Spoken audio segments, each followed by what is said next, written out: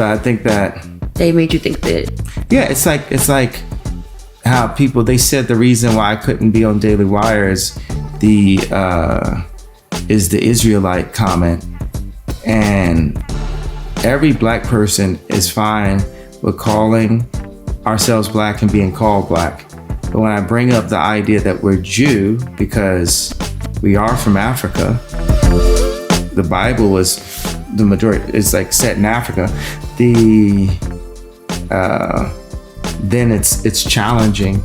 And we talk about on the George Floyd documentary, it's called The Greatest Lie Ever Sold. The idea that black people are not Jew is the greatest lie that's ever sold, because the Jewish people came into power in the 80s, truly, when the divorces started happening because of Wall Street, because the Catholic lawyers wouldn't divorce people, and they came into money the way how the darker Jews, the black people, are coming into money now. Mm-hmm. And they had to, and they did a great job. They colluded. They, before that, they were very involved with the civil rights movement, which actually the movement was, it moved blacks from being Republican over to becoming Democrats. That was what the movement, that's where the move happened. Now everyone's, well, why are you calling them out specifically?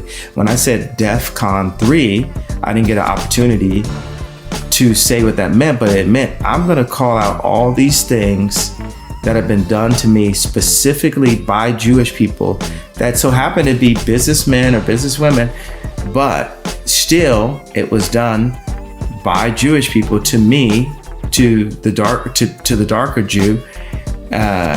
And I was gonna go one by one. And the reason I said it like that is just to say, I know you guys are gonna call this anti-Semite, and I'm not afraid of that title. Now I'm gonna lean into that title. So call me whatever you want, because you called me void already. What's the definition of black? Void of color. Some people, artists may say it's all color, and it could also mean it's like what they did. And when I ran for office and they showed me on the TV and they blacked my face out and they had me be void.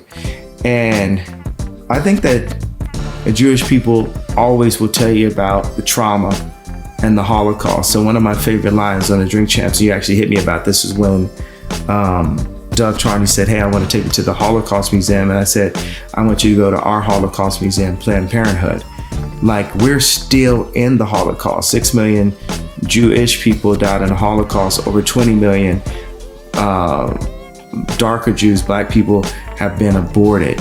More babies are aborted in New York at this point than born at this point. And my thing about the media, the majority of the media, over 50% of the media, at least it's probably 80%, but over 50% of the media is run by Jewish executives, and they allow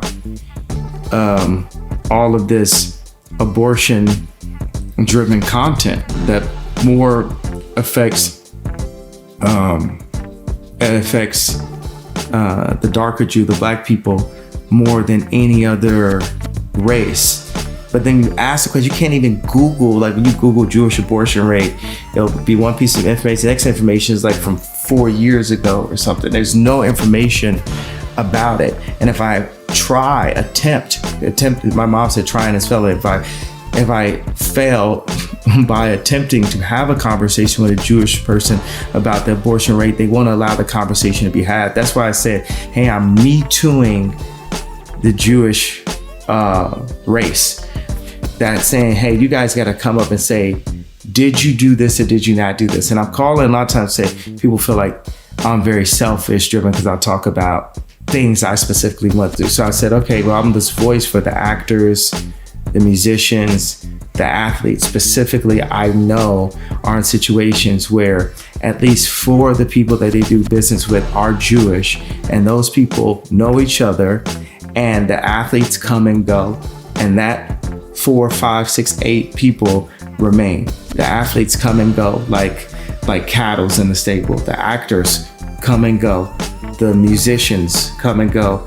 And that mainstay of that Jewish, just say crew, because it sounds less ramped up than mafia, right? Than mob. It sounds less mentally ill. So let's say there is definitely a crew. And I've been there and I've been talked to certain kind of ways.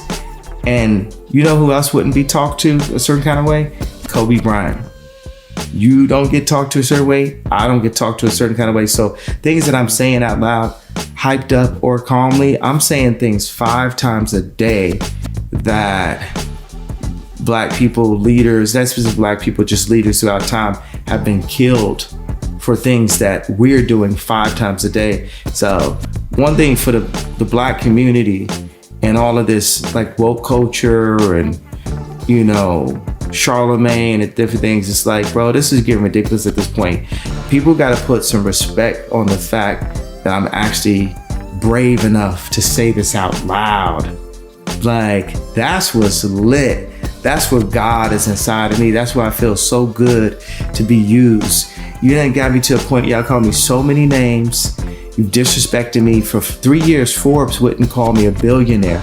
It is important if people are calling you crazy to be like, oh, but I'm a billionaire, because it's like, it's not me being classist. It's just me fighting against that, saying, okay, you're calling me crazy, but I must be doing something right. Now I'm not doing something, I'm doing everything right. And then to reach to the concept, the idea of being the richest Black person ever. That's interesting, because I think what's missing in the conversation and the media trying to spin what you're saying is that you are talking about an industry where there are Jewish executives. And that's the first time I've actually heard you say Jewish executives. Mm-hmm. And I think before, the way that they were trying to sort of callously interpret it was that you meant every single Jewish person in the entire world. Every person walking the street has this power. But you have lived for a very long piece of your life, at least in Hollywood. And what is weird to me, and where I'm trying to play catch up, is that there was a piece in the LA Times written by a Jewish guy named Joel Stein, and he said, who runs Hollywood? Come on, man. And he's a Jewish guy, and he wrote about how all of the executives in Hollywood were Jewish. And that piece wasn't called anti-Semitic. But yet now, if you say that part, if you say that a lot of the executives, especially in music, I thought this was something that people knew. I've heard this in Jay-Z's music before. So I was very surprised that there was this, oh my God, how dare he say this? And it's anti-Semitic for him to say this. And how can you say that, you know, I think what you're talking about is that every piece of what you have created has been owned by a Jewish executive, and that there's a disproportionate amount of Jewish executives in Hollywood. Like, if I was going to get my nails done, I might say there's a disproportionate amount of Vietnamese people running the nail salons. You know what I'm saying? Or I don't know what happened, but they got here and they were like, we're going to do nails. You know what I'm saying? Black people in the NBA. Right. Disproportionate. Yeah. So why is that?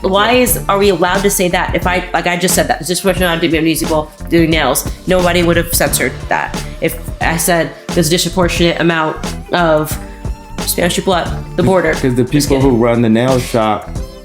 But that won't get censored. The people who run the nail shop don't run your podcast. That's it.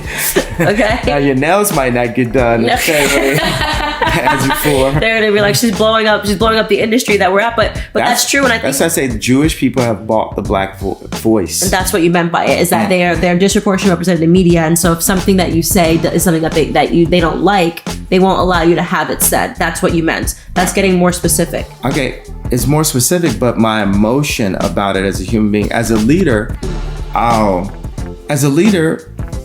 I operate at every medium, from the most brash and brutal to medium and understandable to highly sophisticated. We have to operate in all those. I've had 10 bad experiences with Jewish execs, and these are the Jewish people I come in contact with. Mm-hmm. So if that woman had that experience with 10 men, she might say this term, men are all the same. She could sing it, she could say it, and imagine if she was just like beautiful, like if she had like the face of Irina Shayk, or the body of Candace Swanepoel, or the body of Kim, or something like that, right? It's, if this person like was just kind of stood back, or like say it's like Halle Berry or something, like if they just stepped back and were a bit timid to give a number out, and somebody said she hates men. She hates men. What do you mean, all men? And would men do a whole series of 80 outline things calling she's anti-magnetic? Is she anti-magnetic because of her experiences? And she allowed to have the emotion that because of her experience, now she hates, now she dislikes. I'm gonna say dislikes because it's considered to be hate speech. Like, yes, I'm at a place where I'm like, I'm not gonna talk specifically to Jewish businessmen, because the Jewish businessmen are the ones who have done the things to me, to hurt me and to hurt my friends, right? So now I'm talking to Jewish businessmen's families. That's why I said the Jewish people, because I'm calling the Jewish people to talk to the Jewish businessman family and say, are you doing fair deals? Or with your version of the boys club, right? This isn't the Catholic Protestant boys club. This is people that have been through pain and rose to success. The Jewish business community. I need their families, their dads, grandparents, wives, children, to ask them, are you doing fair deals by God? Because yes, we do have Zionist Jews and we have godly, take Friday and Saturday off Jews, right? Jewish people. And as Jay, in my position, I'm one of the darker Jews, black people's most loved by Jewish people, blacks, period. Like for 20 years. So that's the reason why God put me in this position. I have to word it the right way, but with 2024, coming 2 years from now, whoever ends up into office by 2024 has to bring the country together. There's no more of this divide. So that means the funny thing about the Jewish media is I have their attention. They love me. They always love me. I have their attention. Now you're referring to media executives. So like... Executives, yeah. Yeah, so like TMZ is owned by Harvard, and that's one Hollywood publication that would like be writing about you all the time. Yeah, exactly.